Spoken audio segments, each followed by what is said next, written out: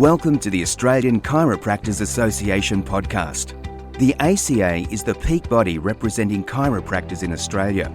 These podcasts explore the science, art, philosophy, and politics of chiropractic, as well as reviewing the latest research and discussing how chiropractors can strive for excellence in practice.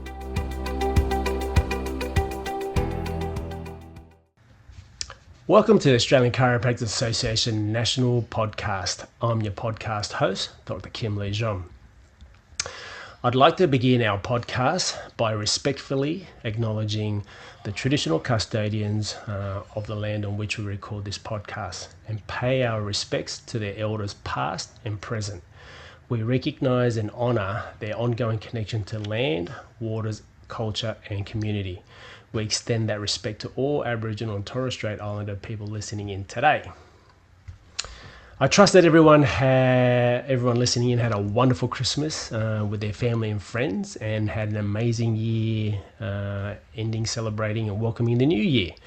I can't wait to get into the start of this year. What a way to start our 2026 series. I'm so looking forward to the year ahead. And everybody would know today's guest is someone many of you will already know. And I honestly have to say, one of my favourite people to have on the podcast. Dr Andrea Huddleston is back with us, and this time she's joining us as the 2025 Co-Chiropractor of the Year. This award is such a well-deserved recognition of the work that Andrea has dedicated her career to, raising the bar for women's health within chiropractic, challenging old narratives and helping our profession trust and truly step into this role as a primary healthcare provider for women across every life stage. Andrea, huge congratulations and welcome back to the show. Oh, Kim, thank you. And thanks so much for having me. It's always a pleasure. I love hanging out with you. I love these conversations that we have. Yeah, so thank you so much. I'm so excited and looking forward to this.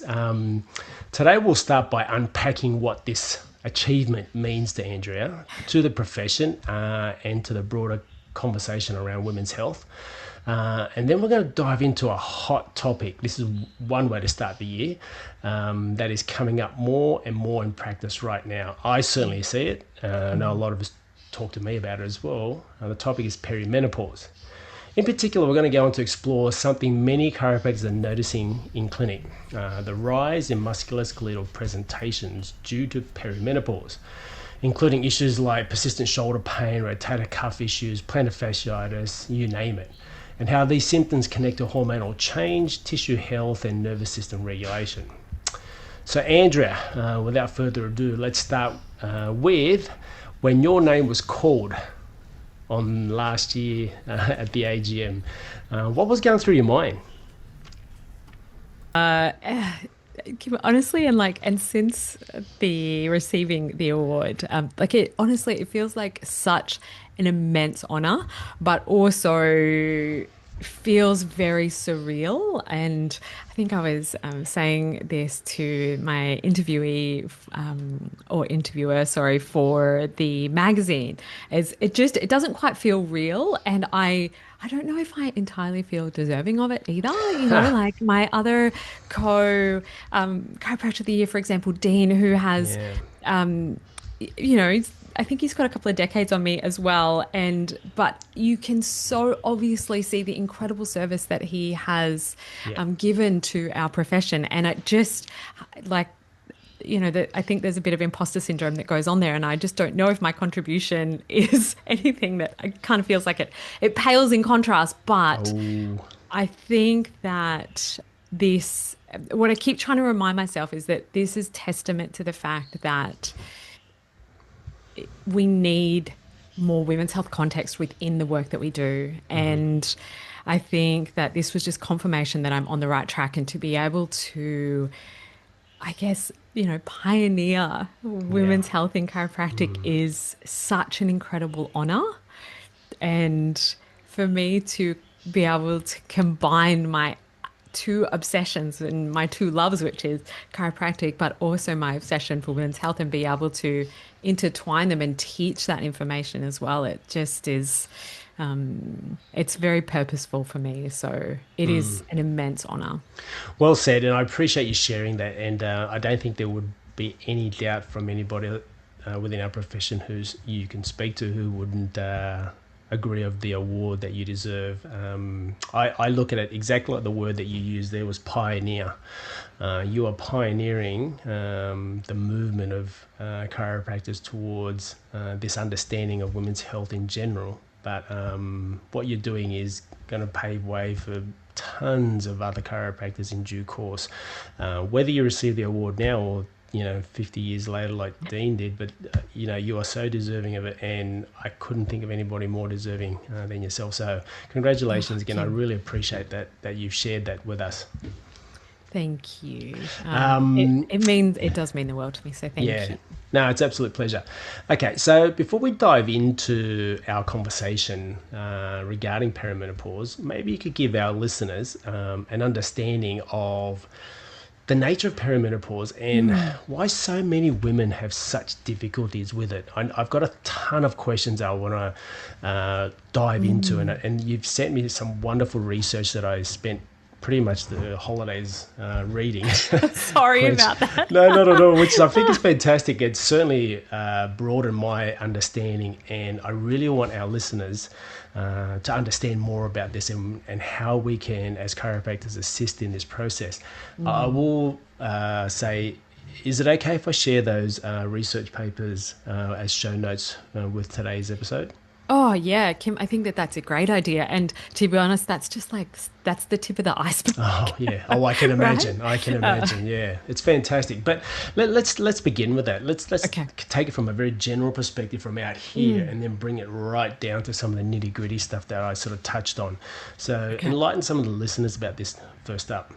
All right, so obviously we're going to dive into perimenopause today, but I want to try and do that in the context of what is going to be relevant for, all of the chiropractors and practitioners listening today. And perimenopause is one of my favorite topics. And it is actually one of the main reasons that I have chiropractors contacting me to ask for advice or insight about their patients. And that I've seen this shift over the last few years that, previously it might have been a really tricky case of endometriosis that they'd want my input in, or it might be, you just insert some sort of hormonal dysfunction here. But now all of the conversations around perimenopause. And this is also the biggest population group of practitioners that I see personally as patients who come to see me for support for this, because, it is this huge tipping point for women. It's this huge transitional state. And certainly over the last 5 to 6 years, I've seen such a shift in, or a catalyst about, we're all talking about it, we're all recognizing it. It is, the hottest topic in terms of women's health as well. Absolutely. And I personally in my practice have seen almost like a tidal wave of women coming in with the exact same presentation. And Kim, please tell me if this is what you notice in practice as well. And, these women are talking like it's almost verbatim, right? They're saying things like they're in their mid-40s, they're putting on weight, but they haven't changed anything, right? They're still eating the same, exercising the same, but their clothes don't fit them anymore. And it's all around their midsection. They can't sleep. They're losing their marbles. Their brain isn't working. They're raging at their husbands or their partners. And all of a sudden, everything hurts. Yep. Right? And they're like, what is wrong with me? Couldn't agree more, Yeah. And is that... Yeah, 100%. I couldn't agree more. And certainly that, on top of numerous other, variation of those symptomatologies, such as losing hair, with their skin having been drier, their libido being lessened, and there's all sorts of symptoms that are arising, and some of it they can't even explain what it is. They go, I just don't know what it is. I can't put my finger on it. And I go, oh, okay, I think I know what this is. So they all seem to have a variety, if not all, but some at least in combination with some of those symptomatology describing. And you know what? There's been quite a strong attitude shift towards perimenopause over the last sort of 5 to 10 years. And I think that that is because it is now actually being properly recognized as a hormonal transition state. Like prior to that, perimenopause wasn't even acknowledged in medical texts. So now it is, fortunately. And there's currently 34 recognized symptoms of perimenopause. Some are less delightful than others. From exactly. even things like acne and body odor changes to neurological symptomatology, electric shock sensations, or even like the formication, so the insect-like Ants crawling under the skin as well. And, it's so interesting seeing these women that we might have taken care of for a long time be fairly predictable, fairly stable. Even what we're working on with them in terms of their adjustment might be fairly predictable for what they need. But then all of a sudden they get to perimenopause, and we can sort of define the different stages of that, because I think that might be helpful as well. Yeah. And then this is an entirely new body that we're working with, right? And that change that's all obviously hormonally driven can mean that these women can be experiencing the most horrific symptoms where they really don't recognize their own bodies. And the work that we've done with them previously is, we have to change everything because they're not responding to what we're normally doing. And sometimes we're making them worse. And we'll talk through why that might be the case as well. Yeah. With all of the symptoms that women can experience through perimenopause, one of the funniest, comparisons that I've heard of it is that perimenopausal women are now being sort of compared to that of the seven dwarfs, but instead of the sneezy, dopey, happy, etc. Yes. We now have itchy, bitchy, sweaty, sleepy, bloated, forgetful, and psycho.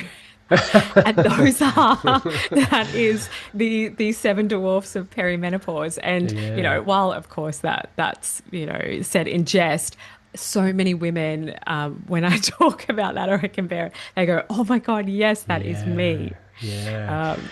No, we shouldn't laugh about that, but I can see the funny side analogy towards that. And it's so true. I mean, I laugh because I know I've heard that before, and I hear these patients who come in with those symptomatology, and you could literally group them under those categories.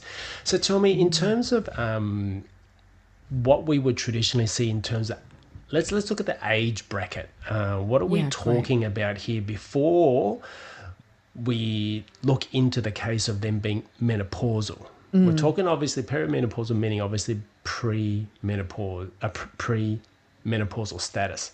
So I'm assuming that there must be a range of time. And I've heard patients talk about this, and they could be literally for 10 years that they're in that state. So what age are we generally speaking? Because I'm going to say there's a large proportion of these people who walk into an everyday office. So we've got to be able to recognize these symptoms and signs and just almost immediately start to think that, Yes, I think that that's a really key point. And Kim, it might help if I sort of tie this into the phases of perimenopause so that it can be a little bit recognizable as well, depending on who you're looking after. And you're spot on when you say it can be for, say, 10 years prior to menopause. And you're absolutely right. We usually see the most clinically significant shifts in their hormonal presentation that then manifest with all of the symptoms that we're talking about from sort of 35 years onwards. Usually we see from about 37. This is where women dip their toe in the water of sort of like perimenopause. Now, I don't tend to use the terminology early perimenopause with women who are still in their 30s because it can be quite triggering for them. So instead, I'll sort of say things around like hormonal shifts or just, they're in kind of a late reproductive stage. But from 37 onwards, this is usually where we see the first hormone shift is the reduction in progesterone. And progesterone is like nature's Valium, right? So this is our calming hormone. This is what binds with our GABA receptors in our brain. It's anti-inflammatory, it's pain protective. It balances the proliferative nature of estrogen. So, it is the yin to the yang of estrogen, if you want to sort of think about it like that. So when we get that reduction in progesterone, then this is where we usually see symptomatic women will have often heavier periods. They'll have a longer flow for their cycle as well, and they'll have shorter cycles. So this is classically where women will start coming in saying, oh, I used to always have a 29-day period, now it's 26 days. Mm-hmm. We start to see an increase in period pain and mastalgia, so the breast tenderness, and also things like insomnia or different wakeful patterns during the night. We see worsening PMS and anxiety. And this is where we start to see the changes of metabolic things as well. So just that weight just being that little bit harder to shift, or maybe, very pertinent to this time of year as well. Maybe, they've had a couple of weeks of their good dietary habits over Christmas and they've put on a kilo or two, but they just can't shift it the way they used to. And some really key symptoms for this sort of late reproductive or early perimenopausal stage is premenstrual night sweats, and an increase in hormonal headaches and migraines as well, because of that reduction in progesterone and then relatively that increase in estrogen with the fluctuations that happen there. So we see that from about 37 onwards, and then often that will last until kind of early 40s. And then early 40s, I typically see it from about 42 to 45. We enter the next stage, the second phase of perimenopause, which is usually the most symptomatic phase in my opinion. Right. So this is where we have the lower baseline of progesterone, and now we get big fluctuations in estrogen. So if you look at a woman's hormonal journey over her lifespan, through this time frame, you will see these massive peaks and troughs of estrogen. And often we think going into or approaching menopause is just this gradual decline in estrogen, but that's actually not true. What happens at this stage is huge fluctiations. And the symptoms match that as well. So this is where we get heavier or erratic bleeding. We can start having, just erratic timeframes between the cycles as well. And so this might be bleeding every 2 weeks, for example. Usually we're having bigger mood swings, more emotional shifts. And this is where women will often start to use the words of, I feel like I'm raging. And this is where they'll also have lots and lots of overwhelm. They've got low stress tolerance. And this is the time frame where they'll have huge libido fluctuations as well. So often we think there's a reduction in their libido, but often for this time frame, there's actually big surges that match that as well, because while this whole transition period of perimenopause is quite literally a decoupling of the brain and the ovaries, right? So it's quite literally this slow, gradual disconnection of the brain and the ovaries during this second phase of perimenopause is almost the ovaries' last push. Right, it's almost like it's the last signaling of, are we sure? Are we sure we don't want any more children? So we do see this with huge fluctuations in libido. But with that peak comes a drop as well. And there's other things that happen there as well, like increased anxiety, loss of confidence. I also see women really shifting their priorities around this time. They're reassessing their identity. They're reassessing their productivity. They're losing confidence at work. There's so much that kind of intertwines in that. It's very easy to talk about the physical symptoms, but it's the complete identity shift that happens as well, right? Yeah, 100%. And then we transition to late perimenopause, which I usually see on average peaks at around kind of 47-ish. And this is just in my sort of clinical experience where I see that transition happening. And now this is the reduction of both progesterone and estrogen. So now we're starting to get longer gaps between periods.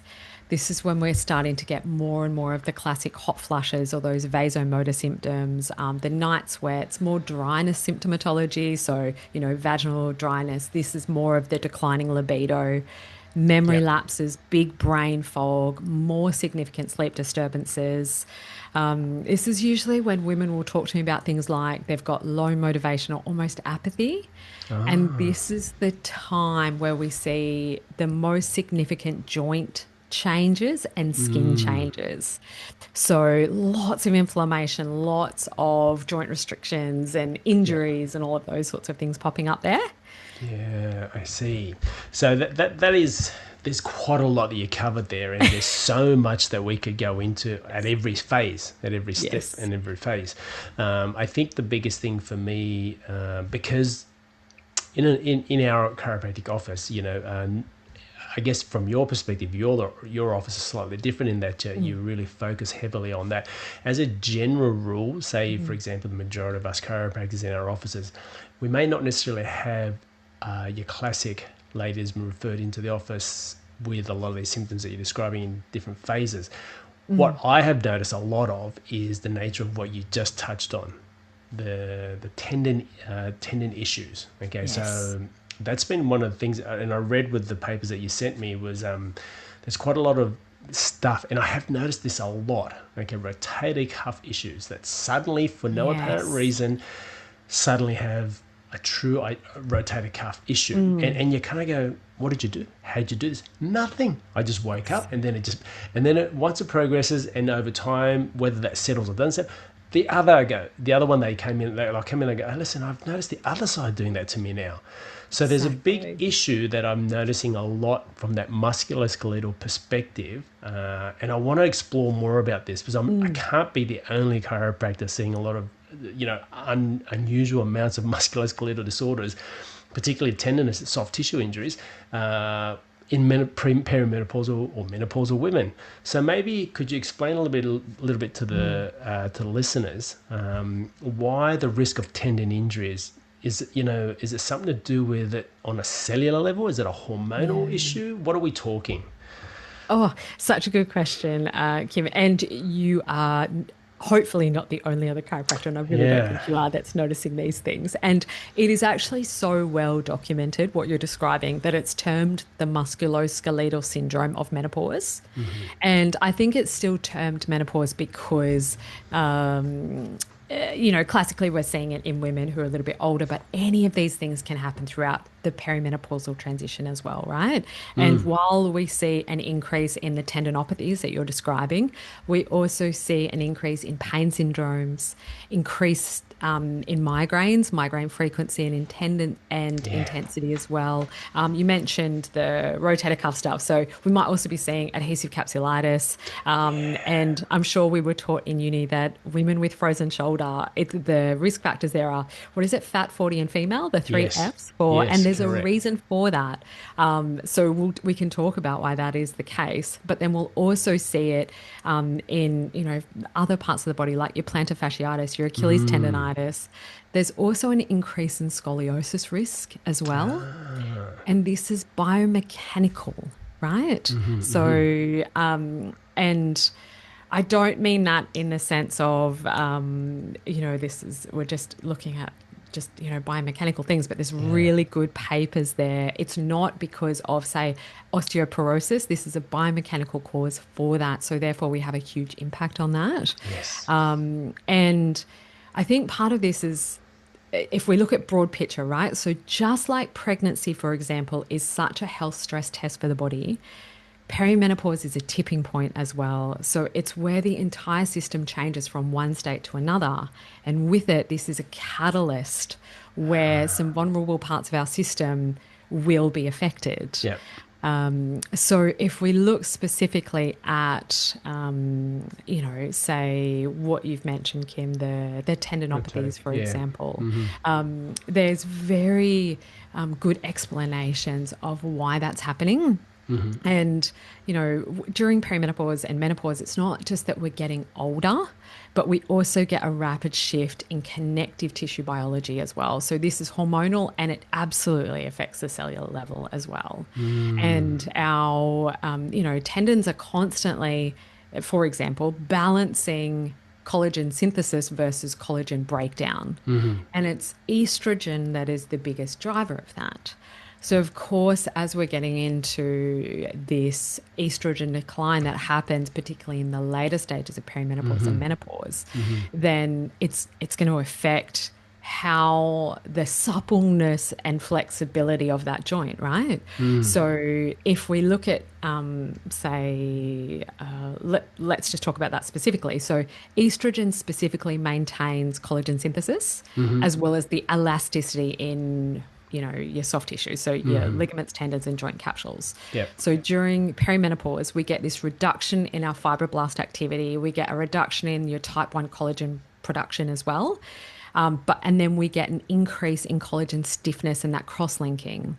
So that shoulder capsule, for example, or that joint capsule is going to become more vulnerable to microtrauma, inflammation and restrictions as well. So it doesn't have to be like we'll be scratching our head going, this can't be, a rotator cuff issue because there's no mechanism of injury. Yeah. But there is, but it's just microtrauma that's affecting these women. Okay. And then we can layer into that is that estrogen modulates inflammation as well. So estrogen has both, nociceptive and anti-nociceptive effects, but also anti-inflammatory effects too. And it does that through modulation of our cytokines and our immune cells. So as estrogen drops, we get this more pro-inflammatory state, which is going to increase the risk of that, fibrotic tissue formation. But estrogen also really impacts pain processing and healing as well. Yeah, right. And I think if we just that, and that's just one part of it. Yeah. So is there any understanding or explanation as to why, in particular, say, the shoulder, the rotator cuff tendons, or the plantar fascia area, why they are more susceptible than, say, your elbow, your wrist, or your fingers, all the tendons in and around those areas? Is there a propensity for that change in estrogen in that second phase or the last phase? Is there a propensity for those areas to be more susceptible? And if so, why? Do we have an understanding of that or not? Kim, that is such a good question. The way that I would interpret this, my understanding of it is probably two reasons, right? So probably localized. So if we say on the shoulder, biomechanics there as well as the biology of the shoulder, for example. Okay. And I think the rotator cuff is probably a perfect storm because it's under constant high frequency load, often with those overhead and reaching tasks and all of those sorts of things. Even women who aren't stressing it with, say, gym activities and those sorts of things, it's always under that high frequency load. It has regions of relatively poorer blood supply, which means that it's going to be a little bit more vulnerable to degenerative changes as we age as well. But then if we add in the hormonal sort of complex to that, the rotator cuff specifically has got estrogen and progesterone receptors as well. So I'm wondering if that is part of why it, is also predisposed. And, there's so many of those receptors throughout so much of our body. But I think that that's probably why we see those tendinopathies specifically in predictable areas like that. I guess to some degree your shoulder being the most mobile joint and your feet being the most amount of pressure that comes through when you're standing for majority of your day, you're standing apart from when you're sleeping. And so there's a lot of pressure that comes through those tissues when they're under those hormonal changes. Now, you mentioned briefly too the effect of estrogen. Can I ask you then, what are the implications for women who take oral contraceptives, either for a lifetime or, once they hit the 30s and they decide I'm not going to have any more kids, but they haven't gone through and done anything, but they've decided to take oral contraceptives, So is there an issue that we as practitioners need to be aware of in terms of our history taking and the impact that it has on them, on the patient, when they've entered into us in that sort of menopausal, perimenopausal status regarding an issue they've presented with, say, a rotator cuff injury? Okay. How much do we need to bear in mind estrogen effect due to HRT? Oh, sorry, Okay. I mean like due to oral contraceptives. Kim, I think we could do an episode exclusively on that. So let me try and break this down as Yeah, succinctly as I can. So if we're talking about premenopausal women, right? yeah, So, just during their normal reproductive age, say from, let's say, 20s and 30s, for example, yep, we need to understand the type of oral contraceptive that they're using. So whether or not they're using a combined oral contraceptive or a single hormone contraceptive, or yep, if they're using any other types of hormones. So even, for example, the Depo-Provera injection, or which is often called the Depo shot, for example, that can reduce bone mineral density. So we need to understand those things. If a woman is taking combined oral contraceptives and she has migraines with aura, she's increasing her risk of stroke. So we need to, and that's absolutely contraindicated for a woman with migraines and aura to be taking a combined oral contraceptive, for example. So we have to understand it from that perspective, just to make sure that any of our input is safe. Right. So I think that that's really critical. I think we need to understand the risk factors that might come with that, but in specific context, what you're asking in regards to, are these premenopausal women at more risk of injury, for example, because of combined oral contraceptives, yes, because of the estrogen load there. yes. This is very context dependent, I think. There is evidence and there is data, and I'm sure any of the sports focused chiropractors probably saw the papers that came out a few years ago showing that women taking oral contraceptives are at a higher risk of certain types of ligamentous injuries. I think it was ACL issues. ACL, yes, Yes, ACL. correct. And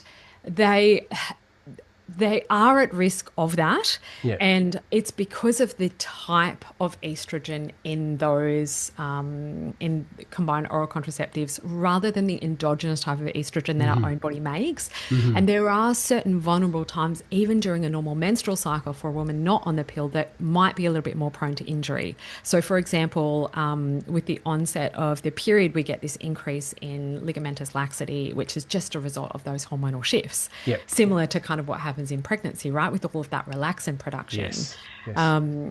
So for women who are on the pill, there is a plausible mechanism for slightly reduced collagen turnover because of that, which for, your high load athletes, for example, they, especially with repeated sort of high loads, then they can be at a higher risk of tendinopathy for sure. Yep. And the oral contraceptives can increase the risk of that. Now, if we, in contrast to, say, hormone replacement therapy, there's, Yes, I was going to ask you about that too. there seems to be, and there's data showing that in menopausal women, that hormone replacement therapy is protective, right? For, Musculoskeletal issues. yeah, Tendons and all of that sort of thing. And I think that it's very confusing when we look at it at face value. How can one form of exogenous hormones be, a high risk Detrimental. factor as opposed to another? And again, this is context dependent because our baseline hormone environment is different for a premenopausal woman as opposed to a menopausal or postmenopausal woman. But also the types of hormones used are very, very different. Okay. So hormones in oral contraceptives are different to menopause hormone therapy. And usually they're at much lower doses as well.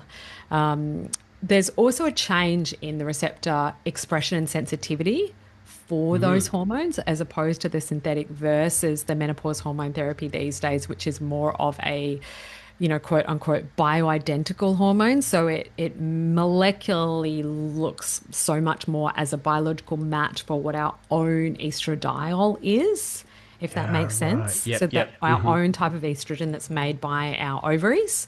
And the formulation of the two, like your contraceptives versus your menopause hormone therapy, is different.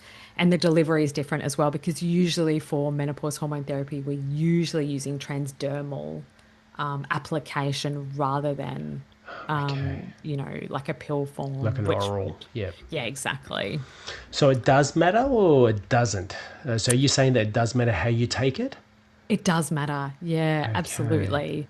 It matters in lots of different ways. So one is that there's a difference in the delivery state of it, oral versus transdermal, right? So one's going to go through first pass metabolism through the liver as Yes. opposed to, the absorption just, Yeah. transdermally.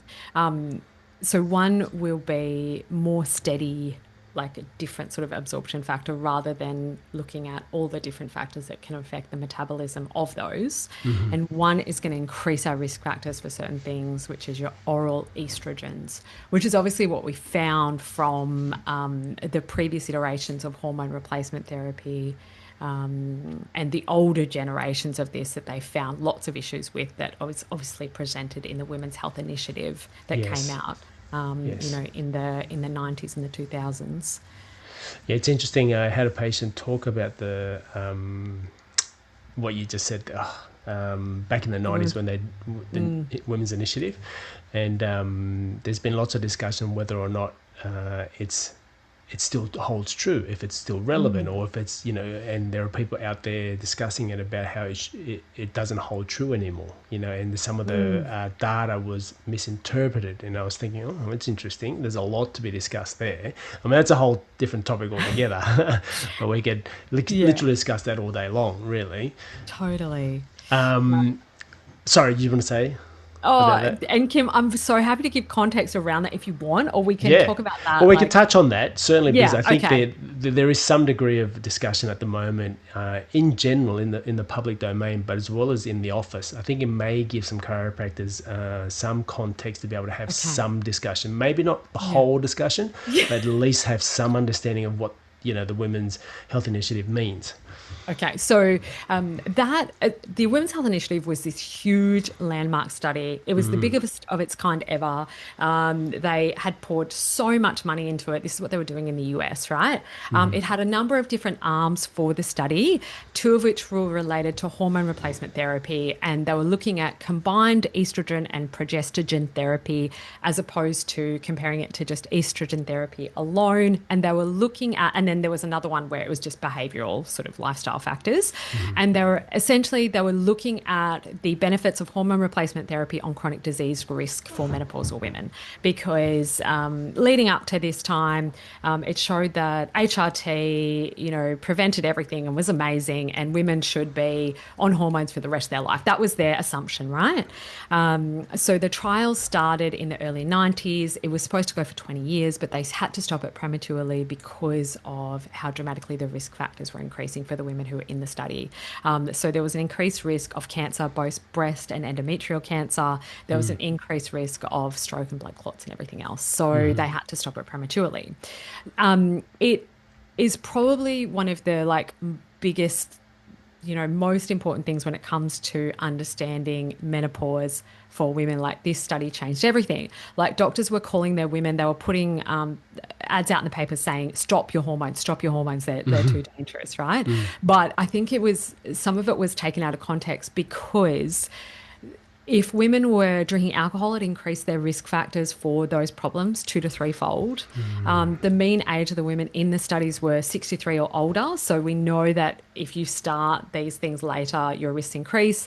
More than half of them were overweight. Half of them were smokers or hypertensive. So it wasn't the whole picture, but it was also the types of hormones that they were using.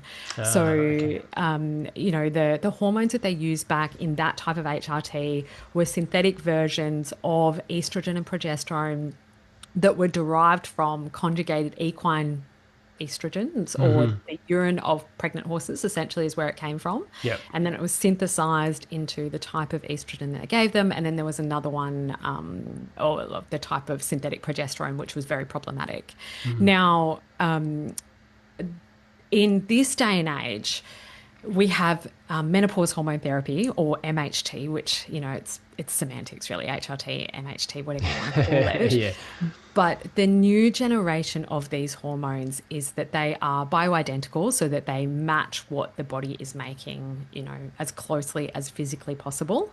And there's a different sort of awareness of how they're using it as well. But I don't think that this means that suits all women. I don't think it means that this standardized one-size-fits-all approach where everybody uses estrogel on their arms and they take a prometrium or a progesterone capsule at night and then they dabble with a bit of testosterone, for example. I don't think this one-size-fits-all is appropriate for all women. Yeah. And there's still risk factors for this. And I still think that the prescription of these can be problematic. And I think we also need to understand what some of those issues can be. And also, I'm constantly appalled by what women are told by hopefully well-meaning, like primary care practitioners. But that's a whole nother sort of I think go down. But anyway, that's a bit of context around that. Yeah, no, thank you for doing that. I think no, not at all. And I think that that's a great thing to touch on because I just don't know that the general chiropractor now on an everyday basis would even know how to have the discussion. But knowing that as a background, so the basic surmise of what you just said about the Women's Health Initiative, it is obviously very dependent on individual to individual, Exactly. and it's pretty. I think the word I'm thinking of is it would be not appropriate if we just generalized and said that everybody needs to be on it or everybody doesn't need to be on it. Right? Exactly. Would that be the correct way of looking at it? Absolutely. In a nutshell, it's interesting. I'd love to discuss more about that Women's Health Initiative and break down a lot of those things because I think that's a worthwhile conversation in itself, that alone, and where it sits right now, particularly out in the social media world at the moment, Oh, absolutely. I want to touch on musculoskeletal pain because obviously this is very relevant to the chiropractor and the chiropractic office. One of the papers that you sent me that I read over, it was suggesting that the hormonal fluctuations and not just like estrogen loss may be a driving factor for musculoskeletal pain. Yes. How does the change? How does it change for us clinicians? What should we be thinking about in terms of treatment-wise for the person who presents? Okay, so say you're seeing a woman who is perimenopausal, who might seem different from one day to the next, right? Yeah. And I think that this is a really huge clinical unlock here because it is not just the estrogen loss, it is this shift in all of the hormones that is going to change their pain presentation. And that is because our hormones are such drivers of that. And sometimes, that without hormonal homeostasis, sometimes we can't get that pain under control, right? And if the fluctuation is the driver, for example, not simply just low estrogen, then the target becomes stabilizing the physiology, reducing the nervous system reactivity, and also helping to build tissue tolerance in a way that respects the volatility for these women. Because we're going to have erratic ovarian hormonal patterns, that we know that's going to happen. But what can make that worse is when those internal stresses are worse. So if this woman isn't sleeping, if she's super stressed and there's lots of mood fluctuations or there's lots of inflammation, that will amplify her central pain processing. And this is not just about estrogen. We also forget that testosterone is largely anti-nociceptive, so it's mostly pain protective. Yep. And progesterone is also really pain protective and anti-inflammatory as well. So this kind of clinically pushes us away from that very sort of structural, like biomechanical model, right? Like we really have to understand the whole physiology for that. And if this is not, your wheelhouse and you just like talking to a perimenopausal woman about that might be super stressful for you, but maybe just asking her about how her sleep is, how her stress is, maybe working out strategies to reduce her inflammatory load, which could be, simple dietary changes, could be reduction in alcohol, those sorts of things. Or maybe it's collaborating with someone who is really well versed in supporting women through this transition, who can do the diet and lifestyle stuff and everything else while you adjust them in a way that's really appropriate.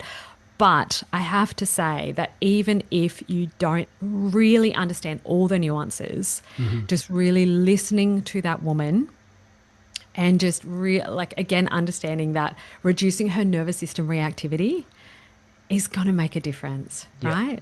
Yeah. So 100%. still adjusting her is absolutely going to make a difference. Yeah. I think that's such a big thing to remember, that just because we can't throw the baby out with the bathwater. Exactly. So we need to, as chiropractors, remember that we do have a significant role and that we do play a part and that we can make a significant contribution. But I'm also noticing that in our discussion to date, it's a lot about that multimodal approach. You know, the once thought that, chiropractic would be the only thing because they've tried everything else. Maybe we need to work in conjunction with other practitioners to be able to get the most out of the individual who's come presented with us with, various symptoms. So that I think that's a big thing in our profession. I can see a lot of that happening down the track, the ability to work with other practitioners in order to make the most of it. In terms of maximising the patient who presents and their symptomatology and be able to give them some relief. Of course, unless, we can layer this into what we're actually taught, right? Yeah, 100%. And we know how to support these, or unless, chiropractors want to have that specialized women's health training as well that will allow them the knowledge to understand all of these nuances and everything else. Correct, 100%. So, can I ask you, what sorts of practice innovations would you like to see from the chiropractic community so that we can better serve perimenopausal women? One of the papers that you actually sent me when I read over it by Vonda Wright and others, I think it was a 2024 paper. I think it was titled "The Musculoskeletal Syndrome of Perimenopause." It says the treatment covers everything from vitamin K through to creatine and specific types of resistance training. Like there's so much there, right? So if you were to prioritize, say, I want to say it's probably pretty hard, but say a top three. What would they be? So if it's something that the average everyday chiropractor who has a person presenting as a start, what would be, say, the top 3 or 4 things that you could suggest for the chiropractor to be able to give some help to those? So I'm thinking more from the perspective, say, for example, in the regional areas of Australia. So you may not have access to a lot of different practitioners. So as a chiropractor, if they're armed with some things, just to give the poor women some relief, what would be, in terms of treatment innovations, like what would be the top 3 or 4 things you could suggest to our listeners? Oh, okay. So I'm going to break that down into 2 parts, if that's okay. Please, Innovations and interventions. Yes. So like the 3 innovations I would want to see in an ideal world is that chiropractors are women's health literate, right? Yeah. So, and this is part of what we're doing, right? We are standardizing this education and, around perimenopause and menopause or women's health. And, of course, I would encourage any chiropractor who's seeing women to know your stuff. Yeah. And for sure. Kim, I know you've been bugging me for so long to do like a seminar specifically on perimenopause and menopause, and I will do that. And maybe just a webinar on that will suffice, and I'll do that. So watch this space. But I think a standard menopause screen might really help as well. Like, in our practice, we have a separate intake form for pregnant women, but then we also have some standardized questions for perimenopausal and menopausal women as well, where we understand their stage of perimenopause based on their symptoms and cycling. We understand what kind of vasomotor symptoms they're getting, so like the hot flushes or hot flashes at night, what their sleep and mood is like as well, right? So that we can quickly and easily recognize what stage of their hormonal journey they're at, which then helps us to understand if, say, they're presenting with a rotator cuff thing, for example, is there going to be a mechanism of injury there, or is it because of their shift in biology? So that way it gives us strategies instantly to support them with that. And then the other thing might be, if if this is not something that you want to dive into, but it could be you've got some standardized co-management templates or something like these could be some easy things for everyday practice so that you can send them to a really great practitioner who also is going to help you co-manage this person and deal with the other stuff. Yeah. The interventions that I would recommend, and again, this is just in regular practice, the first thing is your technique considerations. So I think there's sound physiological justification for modifying our force or our techniques in perimenopausal and menopausal women, right? So this is not because they're fragile, but it's because their biological environment of their connective tissue and pain system has changed. So perhaps, you know, some lower force techniques or even just modifying the amount of force that you're using might make a difference here. Because, you know, remember that their soft tissue has also changed and everything else. Exactly. The second thing is, and I think that this is king for all perimenopausal and menopausal women, is progressive resistance training. Okay. So in terms of pain syndromes, in terms of maintaining that really amazing muscle and bone mass that we need to prevent against so many different things, and that is women who are strong, mobile, and can lift heavy-ish as well.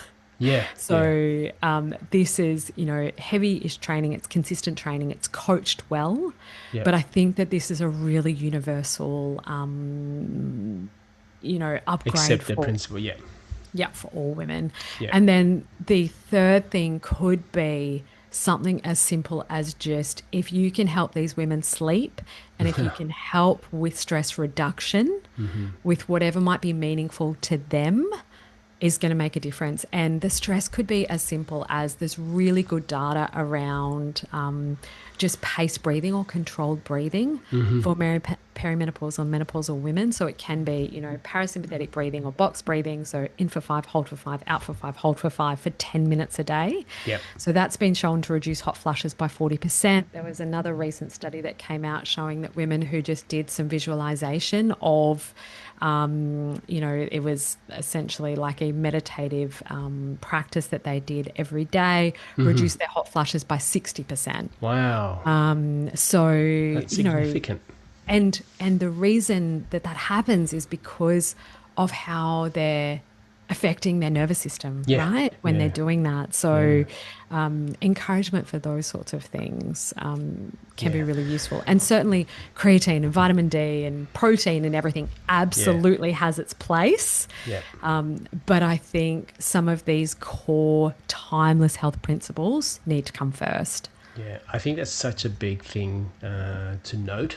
And it's interesting that we already know that, but now actually applying it to those in need of that in particular, just to reframe and also just to, sometimes it might be just a reminder to the patient that you were doing that. What's happened? You know, you've probably dropped off, and maybe some of that is contributing towards why that is why you're symptomatic as we are speaking now. So that's a great reminder for the chiropractors out there looking after the perimenopausal women in their society. Look at that. We've spent so much time already. So wonderful. Look, we could do part 2, 3, 4, 5, and 6 if we wanted to. There's so much to cover, and look, you know, there's probably a lot more that I'd love to have you back on and be able to chat about more of. I know that this particular discussion right now will probably bring on a lot of messaging from not only just practitioners, but also I suspect, because I have a lot of patients who listen in on the podcast, and they will probably come back to me with questions which I will note and then pass on to yourself and say, listen, I think we need another discussion because look at all the questions. I know, and Kim, we haven't even touched on like the neurological shift and the brain shift of perimenopause, which is fascinating. But that's a topic for another day. Yeah, so no, I will definitely do that, and I think that that's really important. That nervous system component, that regulation of our nervous system when it's in that, you know, sympathetic status, and bring it back to that parasympathetic zone would just make a massive difference to the general population in general, but also in particular the ladies who are experiencing this. So I just want to say, Andrea, this has been such a powerful way to start the new year. I just want to say also your work continues to remind us that women's health is not niche. It's central to what we do as chiropractors, from recognizing the significance of, like we discussed today, perimenopause, to understanding how hormonal shifts can influence musculoskeletal health, pain patterns, and tissue resilience. I'm going to say that today's conversation really highlights how much impact we can have when we broaden our lens. But the other thing I want to say was congratulations again on being named 2025 Chiropractor of the Year. It's not just a recognition. I want to say it's not just a recognition of your achievements, but a milestone for women's health within chiropractic and for where our profession is heading. Like I said, a pioneer in our profession. So I do appreciate that enormously. To everyone listening, I hope this conversation encouraged you to look at a little deeper, probably ask better questions in practice, and feel more confident in supporting women through this, I'm going to say, often misunderstood life stage. Andrea, thank you so much, as always, for your leadership, your generosity, and for continuing to challenge and inspire our profession. I can't thank you enough for that. Oh, Kim, thank you. It's always a pleasure. I love having these conversations with you, and I feel like we could spend days talking about this, right? Oh, gosh, yeah. I couldn't agree more. And so I do appreciate that. And I know that this is just enough to whet a lot of our listeners' appetite, and I do want them to pursue this and certainly inquire within our profession, but also what you do. I know that you have a diplomats program. Can you tell me a little bit more about that? Because I think that this program is essential for those who want to take on that next level of understanding. Oh, thank you, Kim. Yes, I do have a Women's Health Diplomat program for chiropractors, which is like a 12-month intensive training that covers this topic and everything else that you can expect that would present in your practice. And the goal is to, essentially create chiropractors who are the go-to women's health expert in their community. Yep. And women so desperately need that. And I'm graduating these chiropractors who just are helping so many women, and it's so inspiring. Now, I'm not going to say I'm not going to say that I'm going to plug you, but I will tell you that I know quite a few women who've done the course and who are actually currently enrolled as well.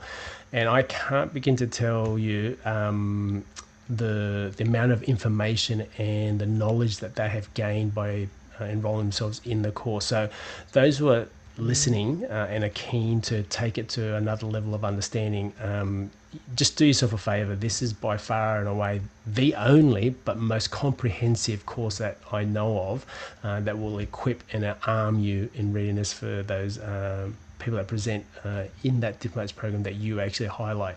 How can absolutely, that's an absolute pleasure. So how can people if they wanted to enroll, what do they got to do? The next intake is in February. Okay. So all of the information about the curriculum and the course is on my website. So just drandrea.com.au, or they can just get in contact with me and I can send them details. Okay, great. I'll create a link as well in the show notes just so that they can easily access that.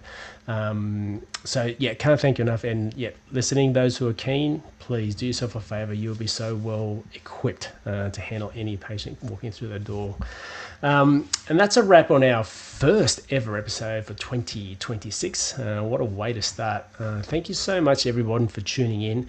I really cannot wait to get the year going. I can't wait to have you all join us again for the next episode. So from my perspective, I just want you to know that we're always trying to raise the bar for our profession, for our practice, for our patients.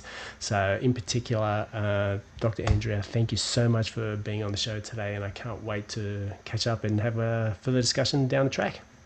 Thank you so much, Kim. Thanks for having me again. Appreciate that. Thank you. Bye-bye. Bye.